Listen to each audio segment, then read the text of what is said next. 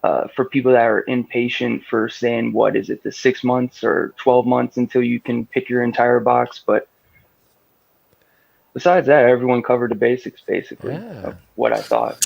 I mean, that's a good idea. Zamplebox is the best. That's a good idea, and that's something we've looked at before. Oh, well, thank you. I'd like to think we're the best, so I appreciate that.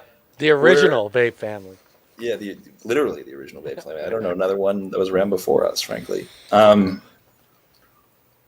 That's a good idea. We have explored doing something like that before. I think what it comes down to is, once again, just the brands. The brands that have worked this before is they don't want us to be a seller. They want us to be a sampling service. But now that stuff, again, now that things have evened out more, I think we can probably make that work. We'd probably just do away with the small fee, though. Just let you just pick your box. I mean, frankly, fuck it, right? I mean, at this point, fuck it. It's a free for all. Just let everybody just take the juices they want. That's how I'm feeling about it at this point. I want 12 of those, all 12.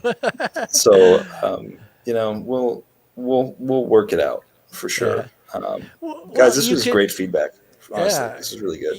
You can always go back to the wholesale site and buy that brand if you really loved it that much. I mean, I get it. I mean, you'd like to, but like you said, it's a sampling service. I mean, if you're getting a box with 12 of the same flavors, you're kind of taking the purpose away from Zamplebox, because that number should be like I don't even want to go look at what my number is, how many I've sampled since I've been here. I don't even want to look at that number, because I've let a couple months go by where I don't pick any. I just go ahead, send me whatever. I'm happy with it. But Max, I want to thank you for coming on and spending some time with us and letting everybody know what's going on with Zamplebox. Any final thoughts you want to get out there? Yeah, absolutely. I mean, I've done enough time plugging the actual company itself. I just want to say once again how incredibly grateful everybody is for the understanding and patience and support of all of our members as we go through this. Like, the outpouring of love from you guys has been frankly unbelievable. I don't know if there's any other company that has so much support from its customers when it is doing such a currently bad job of trying to live up to its expectations from those people. And I am so grateful, and everyone I know is so grateful for you guys and what you guys are doing. So, I mean, thank you. That's all I can say. We'll find a wonderful way of thanking everybody here as soon as we're caught up, and we can put some time into it. Yeah, but, I mean, you sent really out masks for everybody. That was awesome.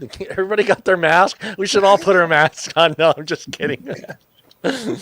All right, Max. Thanks again. And anytime you want to come back on, you let us know. And you're always welcome back.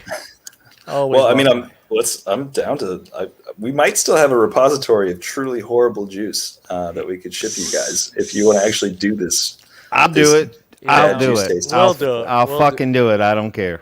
I'm down. Do it. Ship it out. We'll vape it. I'll vape it too. Damn it, you people. Okay. That's my boy right there. Who needs taste buds? Okay. Well, I appreciate you guys letting me ramble for so long. Let me ask you though something, Max. Let me ask you something. When you did vape that nasty stuff, how long did it take for you? Because this is important to me. How long did it take before you actually got your taste buds back? Depends if I threw up or not. Yeah, see, that's where I'm going with it. Did it linger? It really depended. Wet dreams lingered. Wet dreams took like at least a day to get rid of. Crab meat was gone in maybe like 30 minutes. Wasn't that bad. Oh God. But yeah, the rest it's pretty bad. It's pretty bad. Yeah. I wouldn't recommend doing it at all. I just once, just one time. Once. We'll do it once. I can't say I totally hated the experience until you've tried it. So yeah, might as well. That's true. Yeah, that's it. All right, Max. Okay. Thanks again, and thank we'll you guys keep for in having touch. me. Yeah. All right, Max. All right. See you, Thanks, Max. guys. Bye. You can sign off. We will jump right into the member spotlight. We'll go right to Danielle.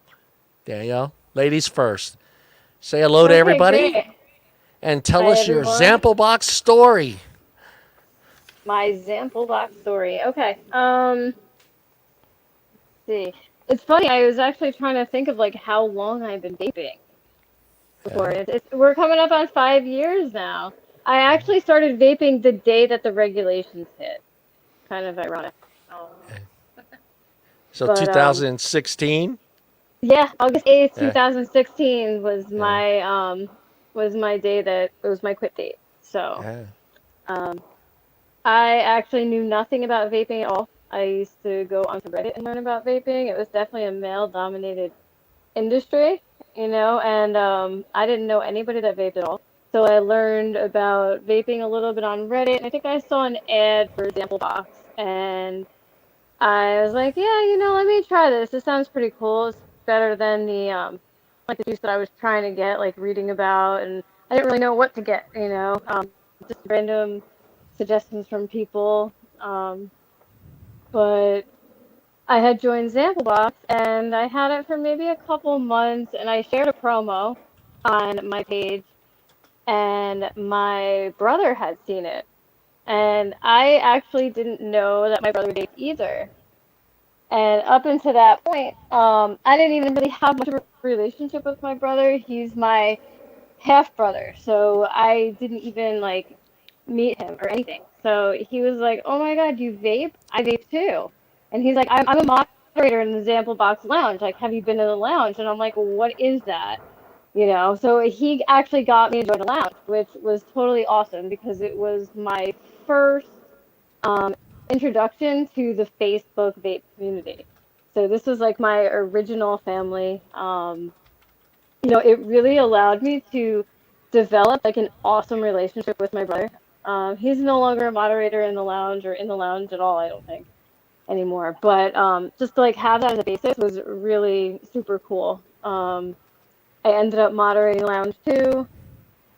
I definitely like it definitely shaped like my vape journey so much. Like I learned so much from Zamplebox. Like pretty much like I want to say like most of the stuff I knew about vaping, like everything in the beginning, like like after my first mod, like I learned from Zamplebox. Like I got my first like when I got my first rebuildable, it was definitely you guys that told me how to install coils. And of course I go and get, an RDTA. That was my first rebuildable. Um which is hilarious because it was so ridiculously hard to use. Tom Yeah. actually sent me an avocado 24. Do you remember The that? avocado, baby. I had the hardest time trying to get that thing to work. When I finally bought an RDA, I was like, "Oh my God, this is amazing! It's so easy to use." But yeah. So I had a lot of friends in the lounge. I was taking pictures with John, like Yeah. not with you, but like Yeah. on different like teams and Artist stuff with liquids. you. Yeah. Yeah, Yeah. it was a Yeah. lot of fun. I picked you on my team. Yeah, Yeah. yeah, that was Yeah. awesome. It Yeah. was Yeah. Now, did you ever feel uncomfortable in the lounge as a female there? never. Never, right? That's what I love No, about the lounge. That's what I the loved about lounge the is lounge. great. Yeah, it was always the most welcoming community, Yeah. Because and it you were still talking is about pretty how good. it was, man dominated, but you never got that feeling when you were there in the lounge. Never. Yeah, yeah, No, it was I'm like still family. waiting for you to sign that contract. I didn't even get to that part yet. But yeah. So throughout the Apple Box, I made a couple of friends. One of them happened to live in Washington, and him and I started dating, and he moved here. Yeah, My God, I don't even know what year he moved here now. 2018, I think. But yeah. he's been here for a while. We're still together. We're engaged now, which is like super awesome. There's no ZB love contract. We never signed it, but we're just gonna eventually get married. So I guess hopefully that's good enough. Well, I will But go online and become a minister and marry you too. absolutely, absolutely. We don't know what we're doing. I don't want like a big wedding or anything, No. so we can fly anywhere. So that's good. We'll have you married. Yeah. Yeah. See, the lounge is even known for the love connections. There are Yes. love connections. We're not the only ones. No, either. no, No, no. there are definitely others. There are definitely others. Yeah, there's been a But lot. there have And been. Tom, throw an old question over there to Danielle. I know you could give her a little. I really don't have any questions because I've watched her entire journey. Yeah, you've. I didn't know it was all Yeah. her brother's fault that she got sucked into Zamplebox. Daniel, Yeah, or no, it was Derek. Derek, fire starter, Yep. fire Yeah. starter. So yeah, I mean, I really don't have any questions again because I've witnessed the entire journey. Yeah, Tim's From- got one for you. But people watching the show haven't. Yeah, Tom. Sorry. So ask Well, ask they a can- redundant. They can ask the question. questions. Ask Okay, Danielle. all right, so- Ask Danielle what kind of meat she likes to cook. Yeah. Danielle froze. That's She's so funny that All you right. say that. I'm just laughing because Tim is actually cooking a whole bunch of meat right now because our dog is so spoiled. Is so spoiled, and he make her food, or I should say, he makes her food. He's very good. Yeah, he's very good. But yeah, it's funny because we're cooking meat, so I'm like, You froze, but you're frozen one of those. We can hear you, but profession- you're frozen. You froze, but you're frozen one of those professional, job career website pages picture. Am I right, guys? It's like, Yeah, that's okay. As long as she's still audible, that's Yeah, a you're win. audible. That's That's a a win. win. Give. can you guys hear me now? we hear you. Yeah, we perfect. could always Okay. hear you. Yeah, Yeah. yeah, you're just choppy. Yeah. So The dog I makes had. Go ahead, Tim. I'll Go ahead. I'll double down real quick, like a hot seat question. It's like, so how much were you smoking before you transitioned to vaping, and then what ended up being the flavor profile that caused you to stick with vaping? Okay. When I stopped smoking, I was smoking about a pack a day.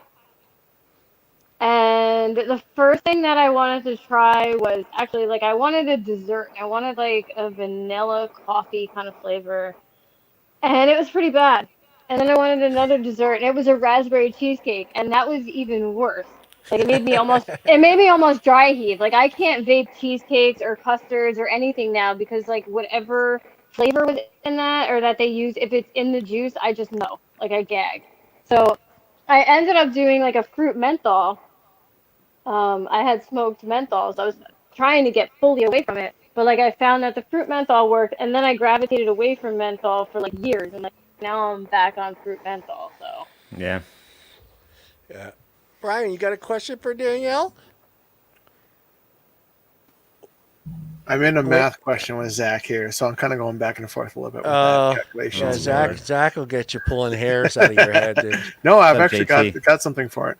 But anyways, so with your kind of adventure with using vape devices and whatnot, what have you figured out is kind of maybe your favorite or something that you think that you like that nobody else liked? that I like that nobody else liked. Trying to think, because a lot of the juice, it's funny. The one owner that used to be with the company, who's not actually working with us now, he used to actually make fun of my juice choices because he'd be like, anytime I like something, he'd be like, I don't like it. So he'd be like, do you like it? And he would do the exact opposite. I'm trying to think, what device did I love that no one liked? Nothing. Has your taste buds and God, I'm going mind blank here, but your man, Tim, Timothy. Have you guys now? Is it your taste buds similar with each other as far as flavor profiles? Are you guys vaping basically the same stuff now, or since you live together? They overlap. They overlap. They overlap occasionally. I think that we both probably go through phases. I know where I'll go through a phase where I'll vape desserts, and then I won't want to touch desserts, and I'll just vape fruits, or So they'll overlap sometimes. I think right now he might have a fruit menthol in his pod. It's kind of disappointing because if I can't find mine and he's on a custard, I'm just oh no, no thank you. So. Well, hey, Danielle, I want to thank you for coming on and sharing your Zamplebox experience and story. Anything else you want to end with? I don't think so. I don't I think so. think It's been a so. really yeah. It's been like a super. It's been a super awesome journey. I love this company. Yeah, we love I having you there always as as an admin to the page, and you can right now if you'd like, because he's not here, you could tell Tom to go fuck off. no, I'm kidding. Kidding. I know I haven't been as active as much because like I'm working really hard with the Yeah, you're company that working I'm a with right lot. Yeah, now. yeah. Yeah, but it's all good stuff though. We're doing really well, You've actually. been there a long time. How many years have you been an admin? Yeah, you've been on there now for what, 3 or 4 years as an admin? Probably 4 years because Yeah, for it's been longer than I've been with the company I work for, and I have been with the company I work for 3 years yeah, in yeah, May. So yeah, yeah. Well, we want to yeah, it's been a thank you long again, time. boys. Say thank you to Danielle, boys. Thank you, Yeah. Danielle. Thank you guys for having me. You bet. Bye. All right, Bye. bye. Say hi to Timothy. I I want that will. The paper. other Tim, not I your want. Tim. Yeah, he's Timothy. Hers is Timothy. I'm also, yeah. Well, Oh yeah, you're true. But yeah. If you you're want to Tim get the formal. you're Tim the I'll say rocker. I'll say hi to Timothy. He's slaving away in the kitchen right now. Yeah, tell him to Okay. get that contract signed and sent to me as soon as possible.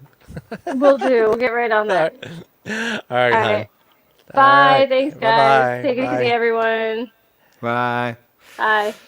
Bye bye. Daniel, And you're then there up. were 5. And then there was just 5. Yeah. Daniel, I'm up.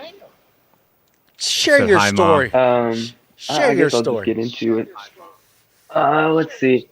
So the one thing that I think makes me a little bit different than most of the customers is I was fairly early into my journey. I think I was only 3 to 6 months in, somewhere around there. So I was fresh. I had not the slightest clue what I liked, what I didn't.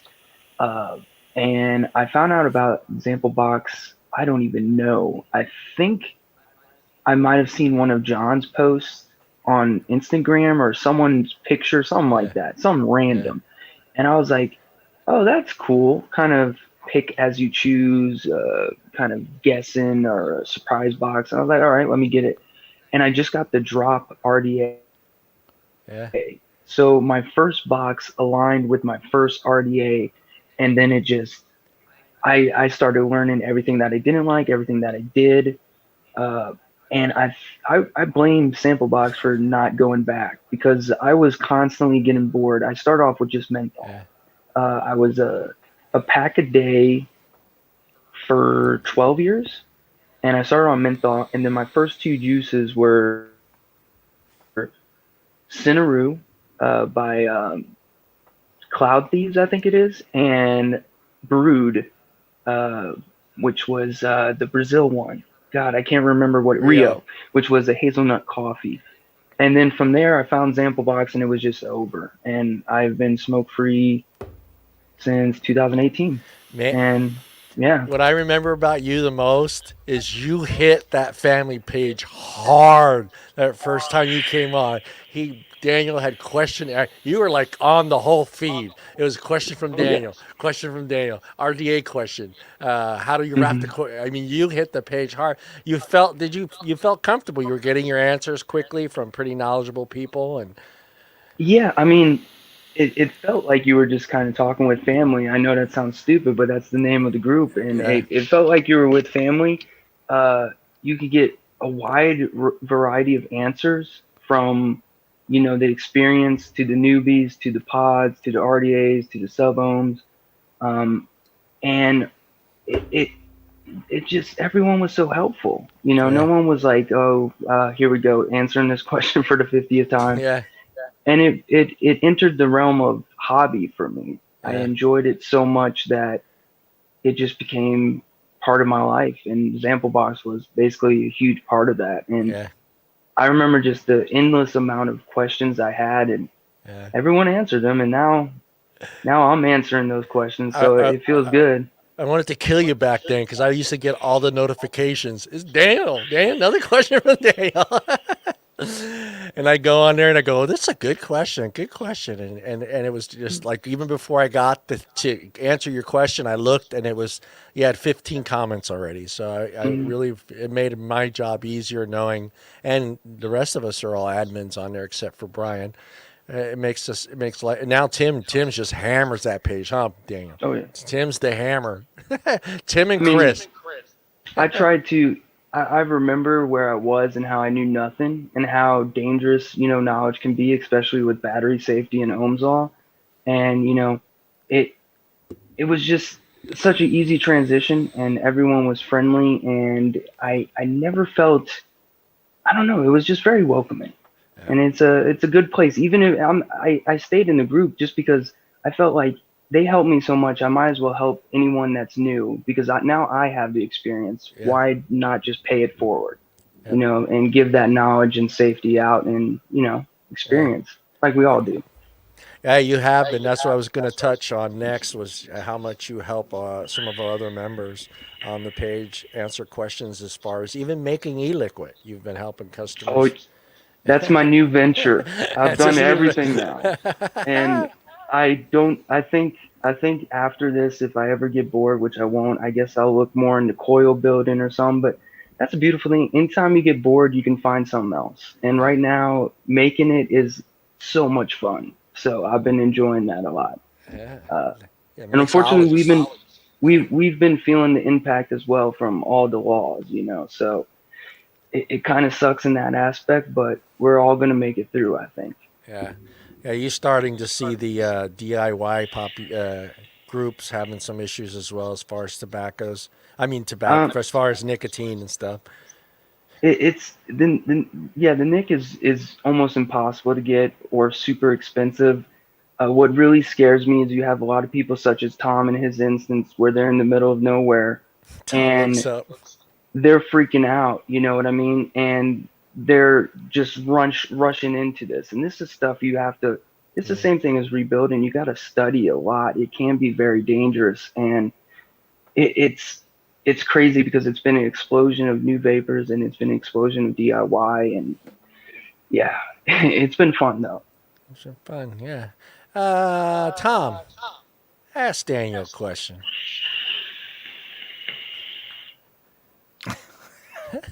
He's winding up.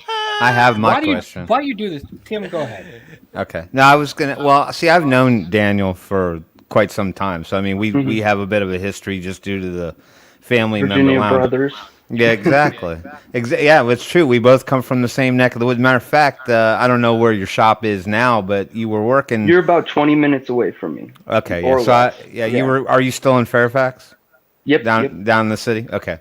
Oh, So yeah. because he was like literally, he had a picture one day of him like literally like right across the street from the tattoo parlor that my buddy runs, Marlo Inc. They Yes. had a little shop upstairs in an old accounting office. It's kind of creepy, but it's cool too. Anyhow, not the question I was gonna ask, but He's stalking you, so Tim. well, no, because Daniel's done a lot. I mean, he Yeah. did kind of say, he's done it all. So I think one thing that people don't know about Daniel is Daniel used to have an alter ego. Well, he kind of still has the same moniker, but he used to be called Daniel the Vape Man, and he used to do a lot of vape reviews. My question to you, Daniel, was did Zamplebox play a part in helping to sort of maybe catapult that decision to get into that side of vaping and do vape reviews for people? Uh, Sadly, partially yes and partially no. My first mod was a Pro Color by Smock, unfortunately or fortunately, and I joined the Vaping Tour, which is like Smock's app or whatever, and I started doing minute reviews on there, just talking trash, and people kept saying you should create a YouTube account, and I was like, whatever, I don't care. And so eventually I was like, all right, stop asking me, here you go. And I started creating it. And then what kept it going was Zamplebox. That's why I said I wanted those bigger boxes, because then I could do more. I could have 24 reviews, and then it got to the point where, after a while, I just started doing it every day, and I kind of slowed down, and I focused on family, and I focused on work, and yada, yada, yada. and I still love doing it, but it got to the point where I was like, how many juices can I can I review? The same type of profile, and I wanted to do other stuff, so I kind of ventured out, and I do it every now and then. But Zamplebox was what kept it going, and Right. then once I kind of stopped Zamplebox, I slowed down, and that was kind of the halt of it. Because I mean, when you're getting, I would have like 2 boxes a month sometimes. Right. I would get, in 12 months, I would probably have 16 boxes. So I had a lot, a lot of stuff backed up, and it was fun, and it still is. I try to have my own personal time as well. That's why I'm Yeah. giving it to y'all, because I love y'all. Yeah. Well, Daniel was great because he just kind of did it in one take. It was just him in his friggin' kitchen, Yeah. just he would just Unedited. he just opened the camera and rambled for a little while and gave Action. everybody. Yeah. Well, I mean I mean sometimes you don't need Nothing. Nothing's worse than talking for 12 minutes and then you realize, oh, the camera's sideways. And it's just, I'll no have editing to. this. Yeah, I I'll know have to. guys that will talk for 12 minutes, screw up, and then delete it and start all over. I'm like looking No. at them doing like, what are you doing, dude? Yeah, I stopped doing it and I was just like, all right, instead of just restarting it, why don't I add some comedy to it and then just keep going? Yeah. And it led to some weird and awkward exchanges, but I liked it, It was Yeah. unedited, there was no cutting, there was no, all right, he's hiding this. It was just me trying it right there, right then. Yep. Yeah. Right on the fly. Those cut snips, I can't stand them on some of those videos. There's some guys that it's just you can see the cut and it's just like boom boom boom boom. I was like, dude, you fucked up in 3 seconds. You had to cut it again. I mean, Like punching all the time. I'm like, what the hell? Brian, would you like to ask Mr. Daniel something? Well, yeah, you said you kind of touched on like vaping for quite a while and like kind of being a part of Zamplebox channel for quite a while and all that stuff. So to me, my question to you is with all the like regulations and stuff that's happened and everything, like how did it make you feel like as like a consumer, like how like things being slowly taken away and stuff like that? Like that's kind of my question to consumers is like how does it make you feel like, and what do you think you can do to try to help reach out to people? I'm truly spoiled and blessed to be working at a vape shop, which gives me unfair advantage to the average Joe, but it felt like I was a bad luck. I started in 2018, and as soon as I entered the scene, it was like boom, boom, boom, boom, and now we're at the PMTAs. So I felt like I came into the fight too late. You know what I mean?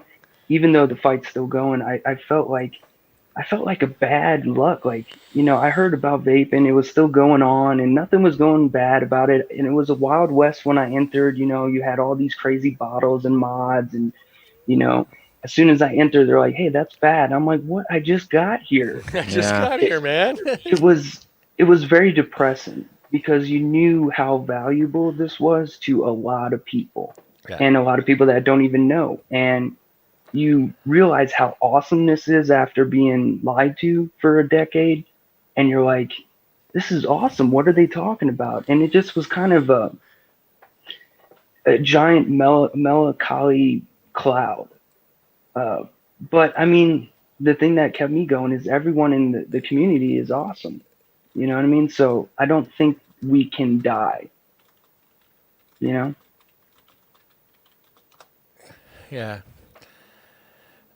Oh, Tom, did you let's generate roll a back. question? Yeah. Did the hamster start rolling around or what?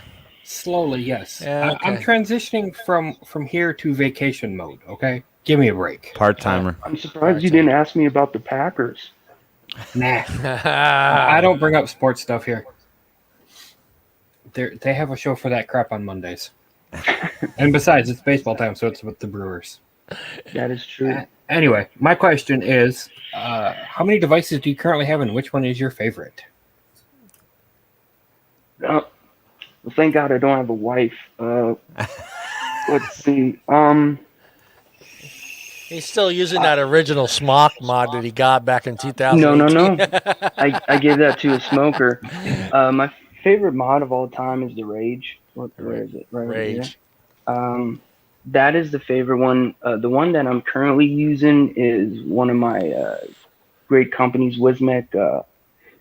What is this called? Surface. Surface. I've never even heard of that. It's basically like their older single squonk, the Lux, but not Lux. unregulated. Unregulated. So this one has a mod or a chip in it, and I got the Wasp. That's my favorite. The Wasp and the Goon are my favorite ones. And how much I own, I try to keep it below 50. As soon as I get above 50, I start giving stuff away to new vapors or smokers. But I have too much stuff. Yeah. I have like 600 flavor concentrates alone. So the mods, I just kind of forget about it. But it's definitely the Rage. The Rage is the best. Well, okay, Daniel I don't gets know. up in the morning. I like the top side better, but that's just me. I need to get one. Daniel wakes up. He's getting ready to go to work. What does Daniel grab?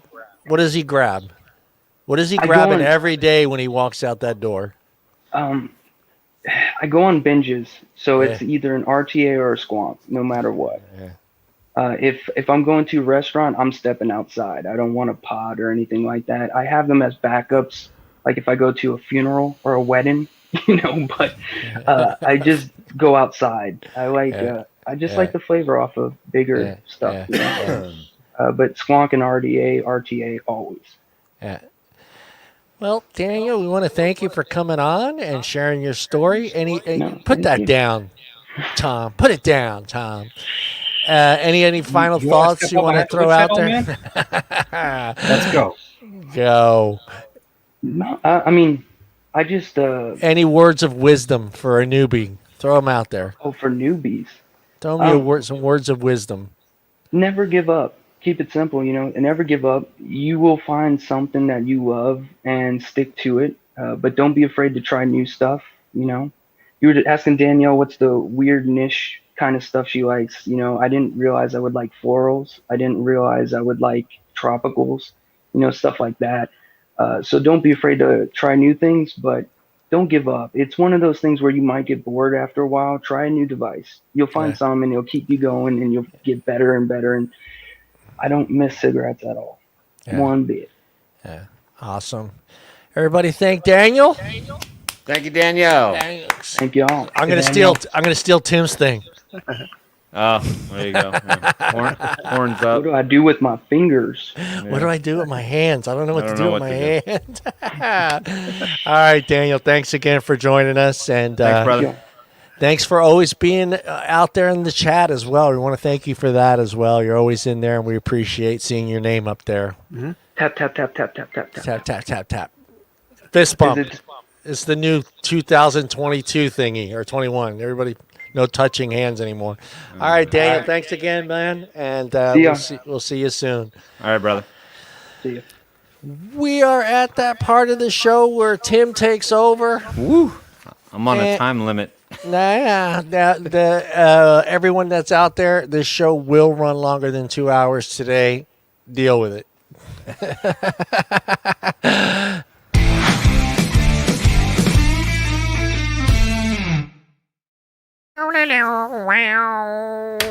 And I'm back. I missed Damn that. it. I'm so back. Nice. Just again, Tim, please. Just for the hell of it, do it one more time, Tim. Yes.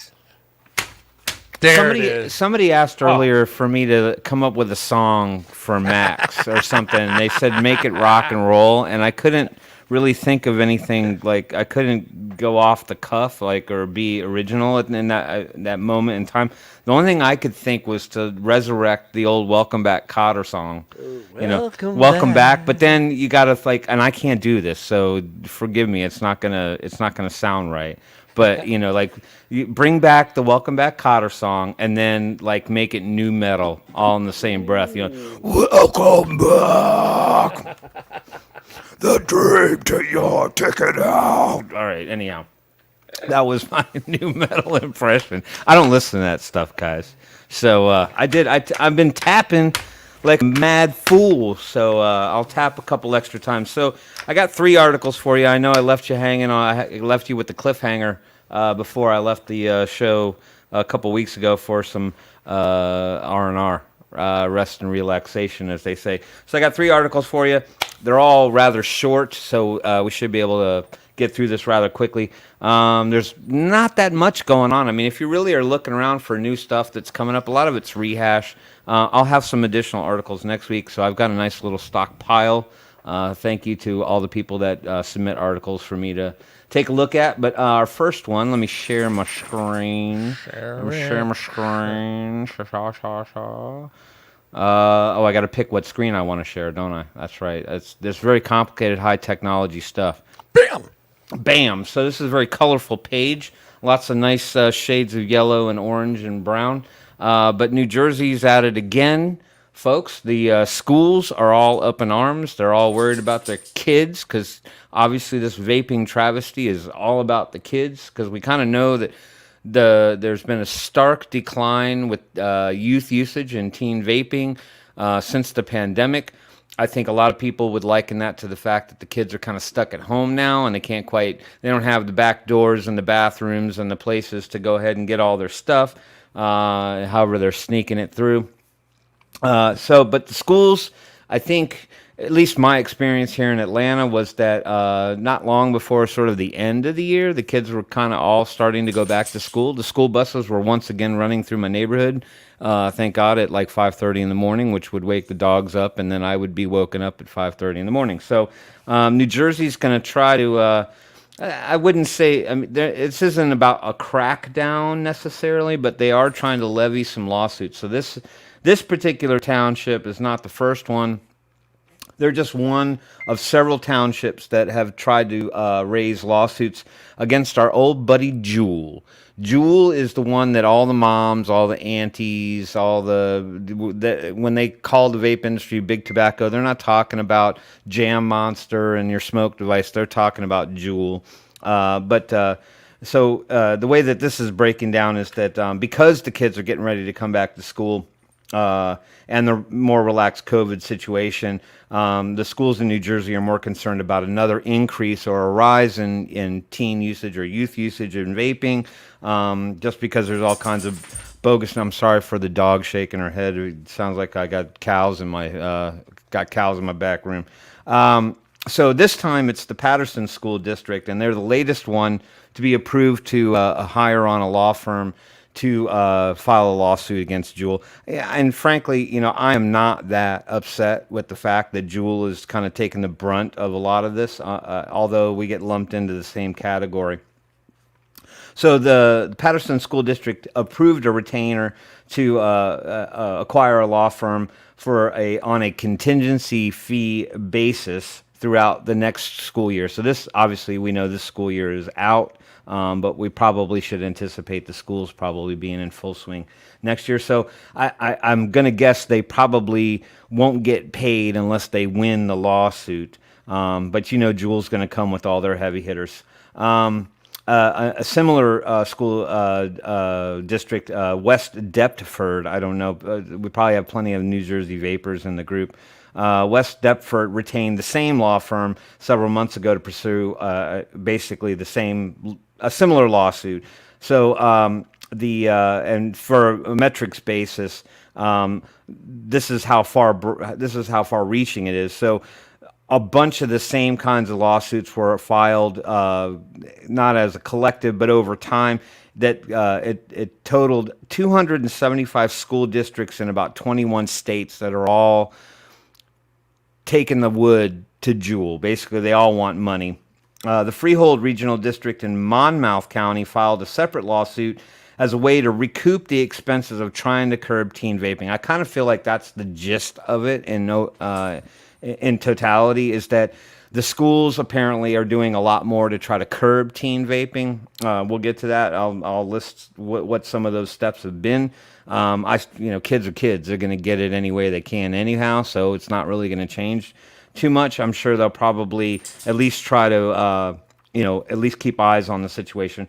But not only did Monmouth County file a lawsuit against Juul, they also filed a lawsuit against their parent company, Altria, to try to get back some of this money. So apparently the schools have been trying to exercise a little bit more control over it. So many of the schools have added preventative measures such as additional security patrols, video cameras, and installing smart detectors that are apparently calibrated for vaping devices. So I don't know how effective those are. I think the general consensus is that, you kind of have to hold the kids somewhat accountable for, what they're doing. So hopefully this does curb some of it. Freehold, as an example, they oversee 10,000 students, all between the grades of 9 and 12. So I guess they're targeting that as probably the most active group that is vaping. So at any rate, if you're in Jersey and you got kids and they're in the school system, just let them know they're gonna get busted. But that said, Juul has just been in the news left and right. Like, you can't turn a page and not find something about Juul, but that consequently affects us. So my takeaways from this one is I find it a bit shameful that the schools have to invest all this extra money to curb youth vaping when I feel that it starts at home. I kind of think that the parents need to accept a little bit more responsibility or be held accountable potentially for the actions of the kids. Obviously, the kids are not going to be, they're not going to levy anything against the kids, but, they pretty much just give them a slap on the hand and then they show up the next day with a new sour and air or something like that.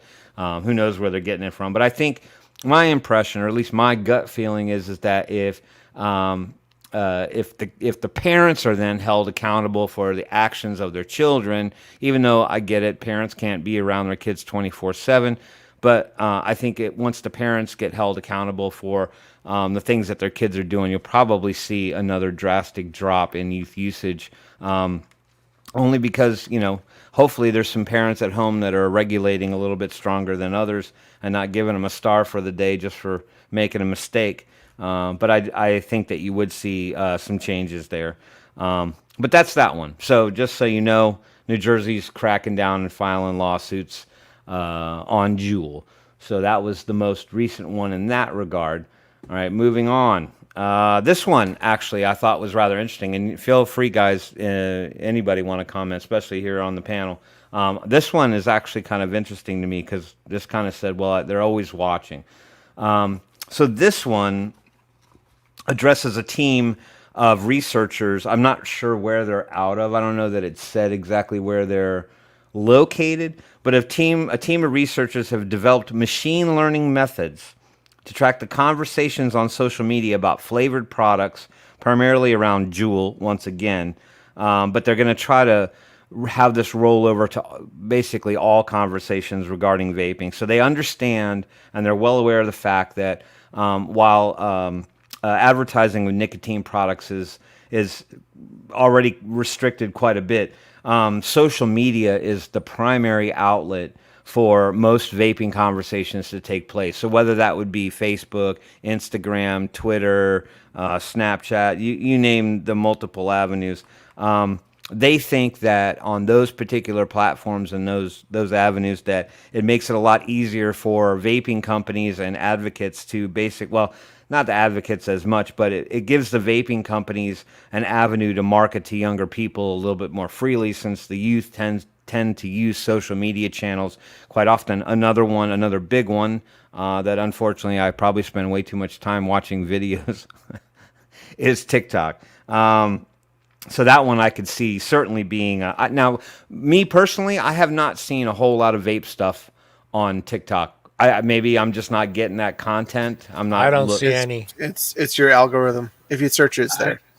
I've seen a shop owner, I'm guessing, rebuild something that a customer brought in for him, stuff like that. But as far as underage people using vapor products on TikTok, I haven't seen anything like that.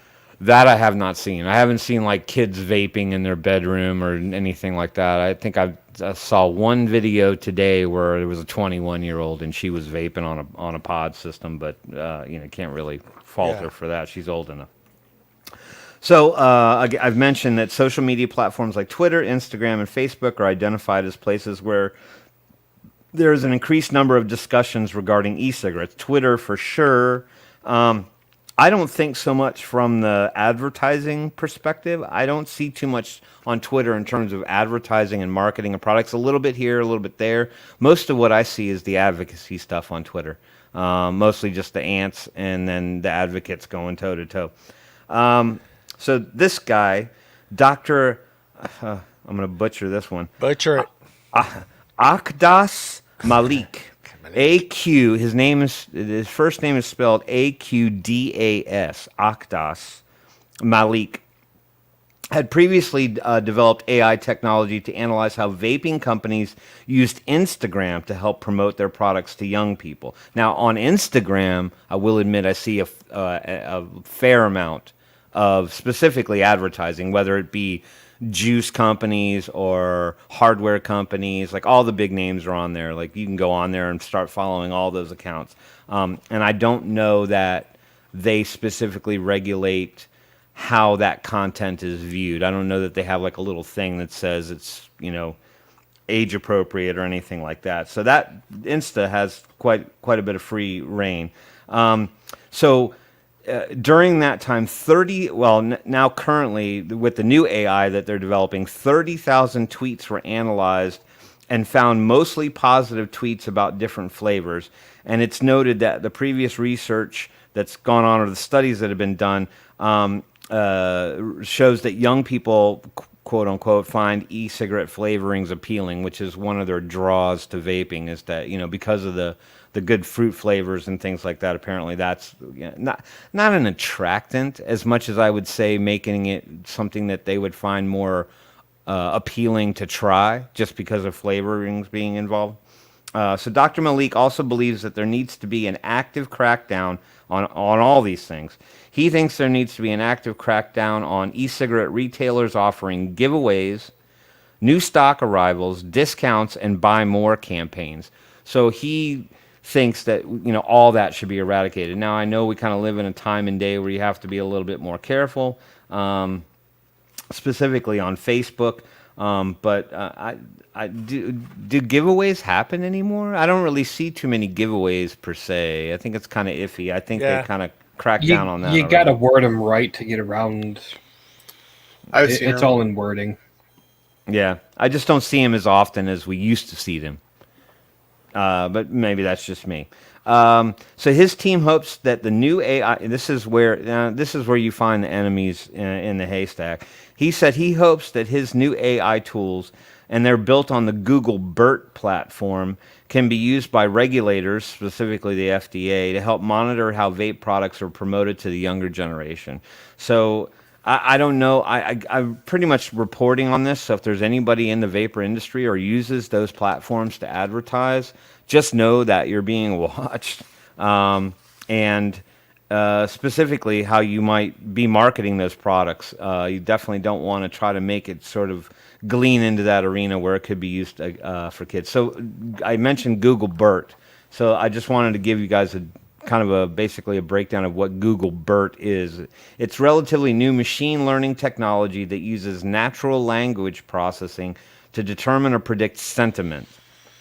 So what it's intended to do is analyze the tweet, take that verbiage, and convert that into a positive, negative response, right? So it will allow the team to label tweets as either positive or negative, and if it's a positive tweet, they'll then catalog that, library that, and then start, maybe potentially passing it off to regulators so that they can see what's going on. So should we have some foresight at this point to say that this particular technology could throw a monkey wrench into what we see or don't see on those platforms, specifically when we can't use them on other platforms, as it were. While his latest project is focusing specifically on Twitter, they really hope that this AI technology will be able to be pushed out towards TikTok, Reddit, and YouTube. I know Reddit has a rather healthy vaping community. I don't know about advertising. I just use Reddit for two things. Like if someone's got an issue with their device or they're trying to find out what's wrong with it, I'll use Reddit to see if other people maybe had a similar issue. to try to resolve it. And then I also use it to check on vendors, online vendors. So like if you're like, hey, is Vape Barn legit? I'll use Reddit to see if people, can talk about that particular company and whether or not they're reliable enough to order from. Especially the Asian distributors. They're the ones that are kind of questionable. The 3A Vape, 3F Vape, Fastech, you can probably say that those are pretty reliable, but there's a ton of them that you've never heard their name, or they make it look like they're US based, but they're not. They're actually from China. So my takeaways from this were that they're always listening. They're always watching. So, and John and us, we talk about this on the show quite often, is that, they're listening to what we have to say. So there's that. So just be careful. And then the last thing I wanted to bring up, and it's real quick, it's an advocacy. There's nothing we can do to change the course on it. But Oregon recently passed a bill. It was a House Bill, where's the number? Oh, it's on my page too. Sorry, 2261.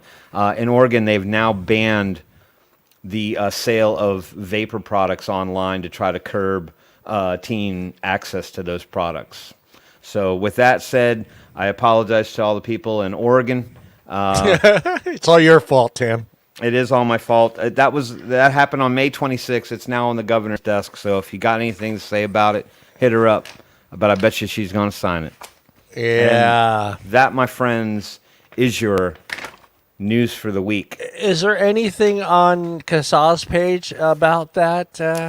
I did not see anything. I had Yeah, regularly neither. checked CASA's. I check their page often to see what kind of calls to action are going on. A lot of times you just see them pop up on Facebook, even if you don't check the site. I never saw one thing about this. I can add that it did get through their House with almost unanimous support. Unanimous. And then it got through their Senate building, I'm going to guess with about the same, and it's now currently on the governor's desk. So if you've got a bone to pick with that woman, if you need to know her name, what's her name? Google her name. Yep, Google her name. What state was that again? That was in Oregon. Oregon. That's what I thought. I got nothing on Kaza's website on it. Yeah. Her name is Kate Brown. Kate Brown, everybody. If you don't like Kate, tell Kate you don't like her. She's going to sign a bill. You can't buy online sign anymore. that bill. We Yes, love sir. you, buddy. Good job. Yeah, thank you, Green Thumb. I thanked you right at the beginning of the show. Me and Tom were shocked to see that you already commented at 5:18. I was like, damn, he's here before we were. Yeah, we weren't even pulling into the parking lot to get here yet. Yeah. I was still getting my coffee and waters ready. Yeah, I was still trying to find that parking spot. Yeah. Tom, what are you talking All about? right. Parking spot. He was letting us out for the day and then put us back in. Yeah, I got to put you back in the hole. I got to put all you guys back in the hole. Yeah. He lets us out to pee. Well, we're going to do a super, super quick unboxing, guys. So I got my box here. Let me go solo layout. Oh, wait. Can I still do this with you guys? I forgot how to do this. Just go with it. It's fine. No, I'd like to see your guys' faces. Not my face, damn it. All right. I forgot. I need to move this here and then do something. What do I do, guys? Musical screens. I don't remember what you did. I don't remember what I did either. Hit random buttons, see what happens. The bottom picture with the little dots in the bottom with the one big dot. Yeah, I think that's the one. Yeah. That's it. Yeah, usually there's like a camera layout thing. Yeah. I forgot how to do this. It's been so long. Oh, I got it. Duh. Now my question to you Duh. Yeah. Go is: ahead. did it come in the Zamplebox or did you repackage it? No, it came in the bag. It comes in the bag. Always comes in the Zamplebox bag. I just took it out of the bag. Mine this month was just a plain white box. Yeah, most of the boxes coming out now are plain white. Well, you forget who I am. I don't give a good rat's ass who you are, Come sir. on, man. The godfather of vaping. I got the 5 Johns, the 5 Yeah. 5 sample boxes. That's because you like looking at your pretty mug. All right, here's the menu. I'm going to try to do this the best I can because I have to look at the other screen and I want to make sure you guys can hear me. But this is my box this month. I'm going to go as slow as I can go. Peach and what? That is peach. I'm joking. It's oh, just peachin'. I know. Big hit, guava, mango, OJ smoothie, strawberry, and another strawberry lime ice. Lemonade. Well, I'm just reading what it's written in there. LEM. Yeah, that's lemon. Yeah, lemon. Important. Important. And this has just got some things that are going on with the Ian. Not Ian. I almost called him Ian. What Max was talking about, and one sticker. I got one sticker, guys. Let me just go through this real quick and show you guys. I'll do my best. I'm gonna do my best. I haven't sampled it. There's the peachin'. Yeah, there's the peachin'. How's the camera? Good, guys? Looks good. God, I haven't seen a Good Life vapor bottle in a long time, dude. Melon boba. Melon boba. Brazen. Brazen. So you're doing freebase fruits. Yeah, freebase fruit, ice. Ice rabbit. Ice rabbit. What is Yes, it? they're all 30 mils. Yeah, these are all 30 mils bottles. The Mucho. I haven't gotten any of theirs yet. This is the one I haven't tried yet, Brian. It's really good. Yeah, that's the one I made sure I actually picked that one, so to make sure I got it. What is I this? have that one. How'd you like it, Tom? I haven't tried it yet. You haven't tried it yet? I got a Taylor in there. Yeah, they make good stuff. They make really good That's liquid. strawberry lemonade. Yeah. This is a new bottle to me. I haven't seen this bottle. You guys seen this, guys? Big No, it's hit. a new one. Big hit? Big hit. I haven't seen this bottle. Yeah, Daniel, mucho pina colada. I will dust 120 of that without even second guessing myself. This will be the one I'll be trying because I am a guava nut, so that goes over here. Yeah, just go ahead and send that over this way, Brian. You have my address. Ice Touch. What is that called? Acai berry. I can't see that. And then the mango in the mucho. Delicious. I love me some mango. I love me Mango's some gross. mango. That's my box. That's my 12 bottle box from Zamplebox. And if you guys have any questions, let me know. Actually, you know what? I'll go ahead and I'll try this one right here real quick. So let me go back to this one. Move this over here. So you got to move. I have to move it out to the far left to be able to do this right here. So. And this is the guava one. I forget who makes this one. I'll taste it. What the hell? I'll give you an okay.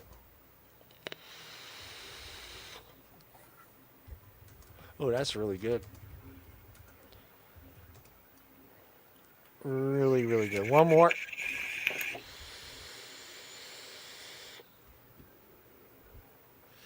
At my $1,500 lens, that wasn't smart. All right, guys. Anything else you guys want to throw out there while we're still on? We only went 7 minutes over. That's not bad. Oh, wait. One more You thing. still have the poll question. We got the poll question. Almost forgot the poll Amateur. question. I almost forgot the poll question. So everybody that's watching out there in YouTube land and Facebook, how often do you clean your gear? We'd like to know it. So let us know in the comments there. And let me pull up the poll question. And I have it. I got smart. I copied it and the link so I don't have a hard time finding it. So let me go here. I still get the error though, Tim. I'm getting the error. You again, want me Tim. to look it up? It's pissing me off, man. Hold on. Well, I got it. You But got it? I Okay. still. I don't know why that's happening. I still get the error though. So let me pull that up. There it is. Yeah, I don't know. I thought I fixed it, but it's back. Basically, oh, you fucker. How often do you clean your gear? Once a week is the top of the list with 20. Every few days, 10, which was me. I do mine every 2 days. Yeah, I do mine every 2 days. I love flavor. So every 2 weeks, got 8. Tim is on that one. Yep. Brian asked cleaning. What is that? I doubt that, Brian. I know you better than that. That's an inside joke for my desk thing. So Yeah, Yeah, I I know. was gonna say he don't even clean his desk. Why would he clean his vape gear? He just yeah, grabs something else from his exactly. shelf. See, that's my Yeah. point. Once a month. I see Tom. Tom, are you in that list? No, you're not. No, you're I'm not in once a week. Once a week, yeah. So those were the polls from that one. And let's see what everybody is saying here. What is every time I change my coils? That's usually where I'm at. Is as soon as my coil kind of goes out, or it's to so the you point, use the same. it's- You just you. So basically, you're just re-wicking it. You don't clean the RDA and all that other stuff while you're doing that. dependent on flavors. So like if I like have a strawberry and go to an apple, then I'll just like Corey clear off the gets coil and Corey flash it, and then re-wick it, and then just go. But if I'm doing something from like a coffee to like a fruit, then I'll do a thorough clean on it, type thing. Because then that way I know it's not gonna like mix as well. That makes sense. Or like a mint to like a non-mint. You do not change your cotton once a month. Come on. Never know. Well, Some depending people are. on- Some people well, will live. yeah, live yeah. Well, dangerously. he's also DIYing, so he's probably not using as much sweetener in his stuff. So he probably could get about a month out of a coil or out of a strand of cotton. Personally, hard to say. So And what constitutes a cleaning? Like, to what degree? Well, John thinks the whole tear down and like scrub everything out and then put it all back together type thing. I do it every 2 days. Every 2 days, I take my cap. I clean my cap in water. I take my cotton out. I burn my coils. I clean the RDA. I clean my mod, and then I put it all back together. Every 2 days. I don't go that far. Every 2 I don't days. either. No. I probably burn off the coils, change the wicking, and then keep going. Like the tank, just the tank, whatever. Like I just re-wicked like this little guy tonight before like the beginning of the show, and I just flashed the coil real quick and just put some new cotton in it, and it wasn't that bad, and kept going. JT, come on, buddy. That's what Brian should do to his desk. Yeah.